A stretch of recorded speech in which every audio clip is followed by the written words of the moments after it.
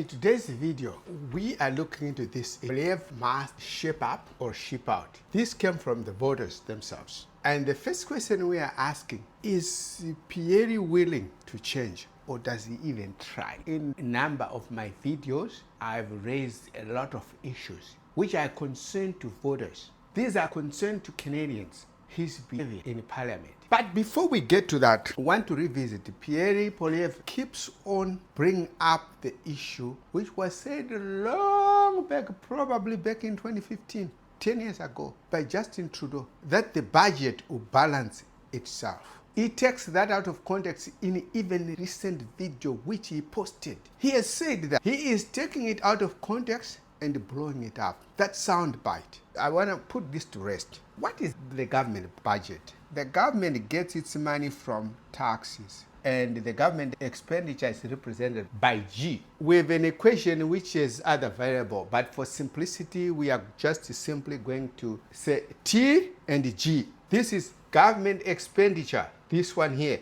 This is the taxes from people, from you and me, paying taxes into the government. If the taxes are greater than government expenditure, we have a surplus. In most cases, the government will cut people's taxes. This doesn't happen often. There are few countries in history where this has happened, and of course, government cut the taxes, or they will start other social programs in order to give back to the people who are paying into the government coffers. Another scenario we have is T, which is the usual, is smaller than J. This is a deficit. That means government is spending more than what it is getting from the taxpayers. This is the usual. This is the norm. Another scenario now, balanced budget, like what Stephen Harper always saying. I balance the budget. I balance the budget. Another third scenario, which again is unusual in developed countries. T is approximately, we use an approximate sign because it's never really equal.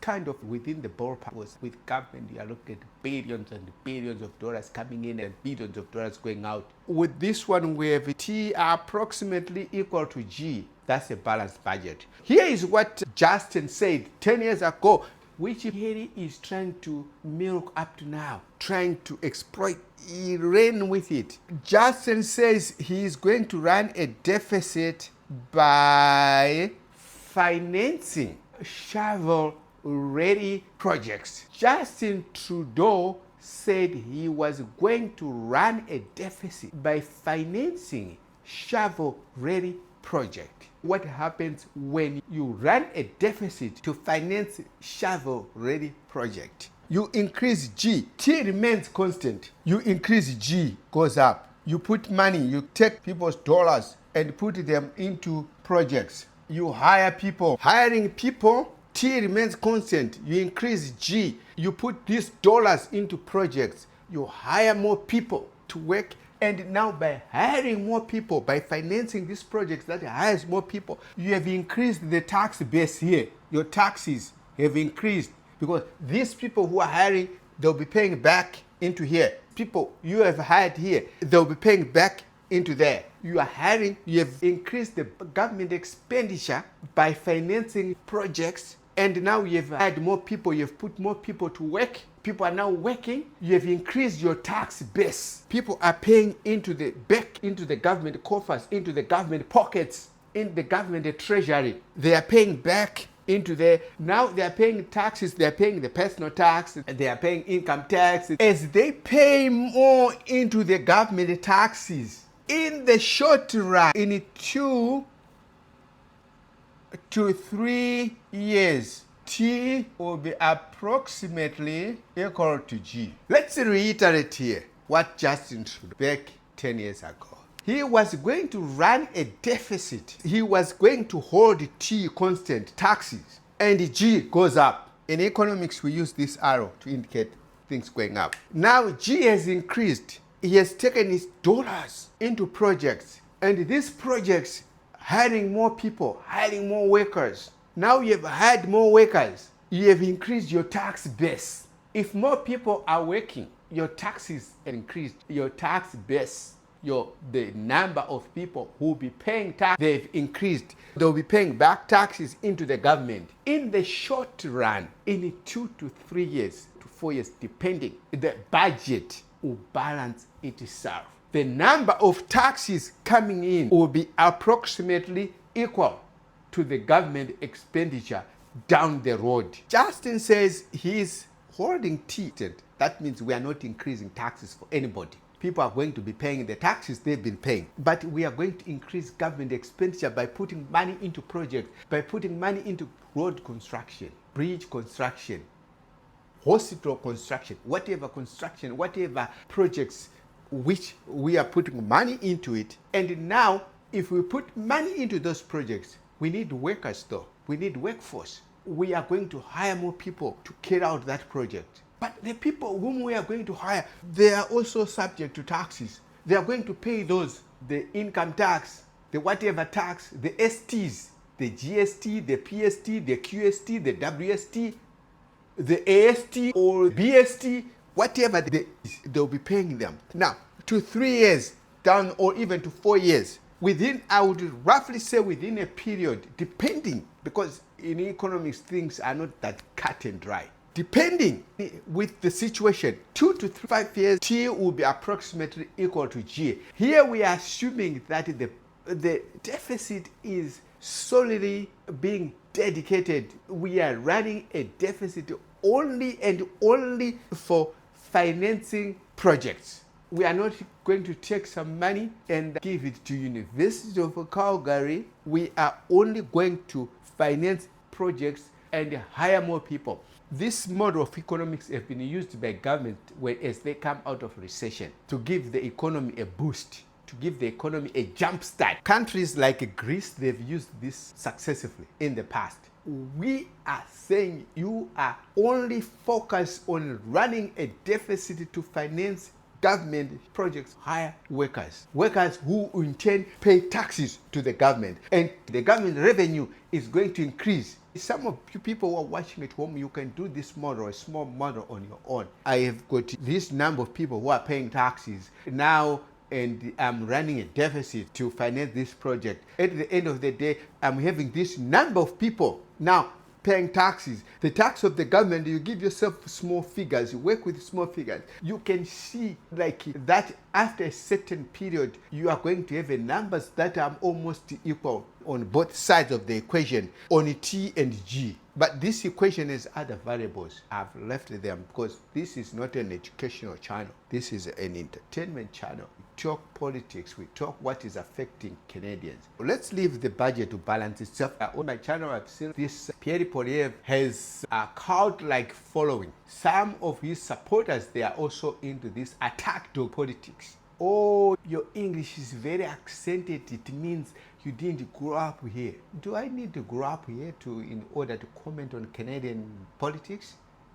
There are people who have made it a career to write up and comment about American politics. They've even never set their foot in America a single day of their life. We were being taught about Hitler and the Second World War, and up to now I've read extensively about Hitler. There are kids around the world who are being taught about Hitler, who are reading extensively about Hitler, and they've never set their foot in Germany. And they will probably never set their foot in Germany. They will know why Hitler, they will never know what Germany looks like. But where Hitler did all his shenanigans, all his massacres and all this, what he did. So I don't need to grow up here. I don't need to sound quite essential Canadian in order to comment on Canadian politics. I have a very good understanding of Canadian politics. Let's go into Poilievre must shape up or ship out. He has been told this by voters. This is coming from voters. And the first question, is he willing to change,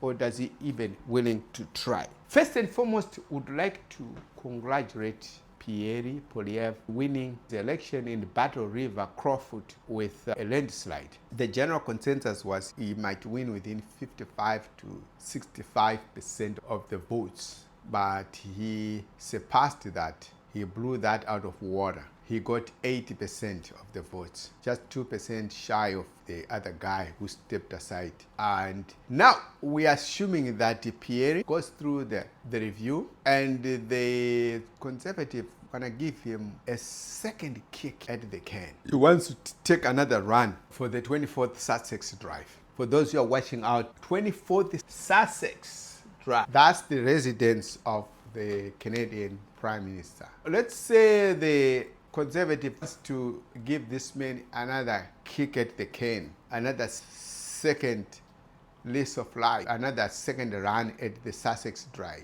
And this man hasn't answered this question. Is he willing to change? Because absolutely he might see nothing wrong with himself. Assumption that he doesn't change, he remains the same. He remains the attack dog politics, which I've said in my other videos. He remains the same with his lack of civility. He remains the same giving knee-jerk reaction to complex issues. Or he reduces every issue into a partisan talking point. An example, he is asked about the tariffs which currently faces. He says, oh, it's the liberals who put us in this situation. Oh, blah, blah. What I said in my other video. Now, Canada has been entrenched into this situation for too long, including when he was in government, his former boss, Stephen Harper. He came and he did nothing to change this 80% exports to America. Instead, he was kissing up to America.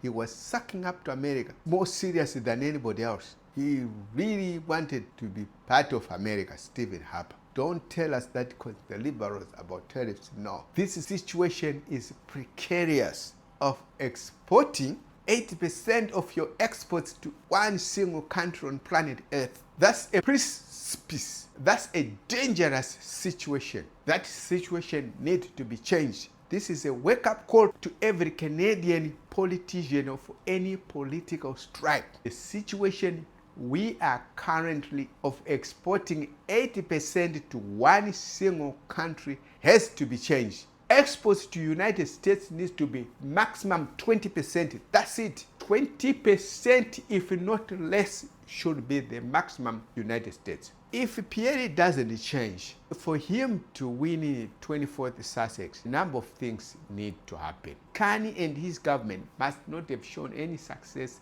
in dealing with the key issues such as housing, big project, economy, inflation, and the Trump tariffs. If we were to hold another election, assuming Pierre doesn't answer this question, doesn't change, it means for him to be successful running for the 24th Sussex, for him to be successfully elected Prime Minister of Canada. This situation assumes a number of things. He makes it through the leadership review. And secondly, another election now is held. Also, we are assuming that no changes. He remains as raw as he, no civility, knee-jerk reaction to important issues, turning everything into partisan talking points. He continues with his attack dogs politics. For Canadians to give him a chance, we are saying there have to be errors from Carney. NDP would have constructed itself, and there have to be a comeback of that party. For Poilievre to have success at being elected Canadian Prime, his team needs to work out some tactics. Personal characteristics need to be altered. We are talking of personal characteristics of Pierre Poilievre himself, as we have said several times in my other videos about. And the path forward is difficult to craft, even difficult to execute. Poilievre's strength lies in mobilizing his base, speaking to them with a sense of agency and dissatisfaction. Recently, he's posted a number of videos like what he's calling Sovereignty Act. I don't know what that is. And Mark Carney hasn't done this. Mark Carney hasn't ran on that he will stand up to Trump. Mark Carney never ran on that he will stand up to Trump. But Canadians, including myself, we viewed him as such. Even Trump himself said Mark is a smart guy. I'll be better off working with Mark. He never said, day one, I'm going to have a deal with Mr. Trump. No, he never ran on that. He never said that. I followed him on the campaign trail. I listened to him in all debates. I listened. I can still go and review all the videos. He said this. He wants to negotiate the best deal of Canadians. Recently, when Carney said that he is dropping retaliatory tariffs on American goods, and Pierre said this is total capitulation. I said in my other video on tariffs and trade, retaliatory tariffs, especially on a number of goods, they will hit Canadian more than they will hit American. Canada imports consumer products from United States. We import pharmaceutical products, toothpaste. We import things which are ready to be used. Whereas ourselves, we export things like lumber, crude oil. As I said in the other video, if you are importing raw material, if they are tariffed, as a manufacturer, you can play around with your combination of what goes into making your product, and you can absorb the tariffs. You cannot pass them on. Whereas if you are importing consumer products, finished products, as Canada does from the United States, any tariff should be passed direct to the consumer. Pierre's confrontational political style appeals to his core supporters, but does not appeal to the general Canadian population. The general Canadian population, they value calmness, they value collaboration to get things done, and they value institutional trust. And the Canadian wants a leader who puts the country first. Pierre, listen. Canadians, they want a leader who puts the country first. They want a leader who wants the best for Canada, not to pivot or political posturing at all times in order to score some political points and get elected. No, there are certain issues where you have to put your political stripes and come together. Like recently, the Premier of Ontario, Mr. Ford, met with our smart Prime Minister, Mr. Mark Carney. After the meeting, he addressed reporters that right now, the American tariffs, Canada is facing some challenges, that this is the time to put political stripes aside, come together as a country and deal with the current economic issues for the people of Canada. Pierre doesn't want to do that, doesn't want that. He is so focused on him becoming the Prime Minister. He just want to be the Prime Minister. He just want to be the Prime Minister at all costs. Pierre is desperate about becoming the Prime Minister. He wants power at all costs. He's power hungry. I want to be the Prime Minister of Canada. He's trying everything, attacking and attacking. But there are certain issues where you have to give very thoughtful and put your political affiliation aside and address them or even work together. Canadians want stability, empathy, and competence. Pierre Poilievre hasn't demonstrated that yet. As I said in my other video, we don't know how this gentleman is going to govern. Nobody knows. Do you know how he's going to govern? Comment below. Tell me how Pierre wants to govern. If you hear him, any posting, any interview, he answers the question quickly, he gives a small answer, and then on the attack liberals. Yeah, housing, they haven't been built. Yeah. It's the liberals. But when I did the video on housing affordability crisis, there are certain regulations at city, at provincial, and at federal that needs to be changed because there is a lot of red tape in building houses. According to my research, it's not that housing are not. It's the liberals can't promise to build some houses and yes, and they build anything, blah, blah, blah, blah. This is Pierre's style of answering questions to reporters. Important issue like housing, important issue like inflation, issue like the economy. Last month's inflation was below the Bank of Canada's target. The inflation was running at 1.7. The Bank of Canada target is 2%. Poilievre is loved by conservatives, and what he does appeals to his base. He has been consistent and authentic, unapologetic, and unrelenting conservative. And also his base love his style of politics of attack. They want to hear three things from him. First one, attack the liberals. Second one, attack the liberals. Third one, attack the liberals. He has delivered on that. There are certain positive things about him as a conservative. He has sincerity in free market, small government, and fiscal responsibility. We have to give credit where credit is due. And sometimes there has not been fiscal responsibility from the liberals. They've been out of control spending. When he was asked by a reporter whether he wanted to do anything different, he didn't point to anything specific of why he lost an election or whether he was going to do anything special in order to try and win the 24th Sussex. He says he's offering a government in waiting and give an opportunity for Canadians to work and reap the benefits of good life and safe communities. Is still going ahead with this issue of toughened crime. But now, let's answer this question. Is Pierre must shape up or shape out? Bottom line, Canadians have a clear and widely view of what they want in a leader. They want him to be calm under pressure, principled over partisanship, thoughtful, strategic, in touch with ordinary people. And Canadians, they prize steadiness over spectacle. Voters don't just want somebody with better policies. No, they want someone who they trust to steer the country through a moment of defined volatility, high stakes diplomacy, and shifting through rough economic terrain. We thank you for watching this video. Can I ask you a favor? You know the subscription button underneath? Can you crush it for me? Hit it for me? Please subscribe to this channel. Thank you.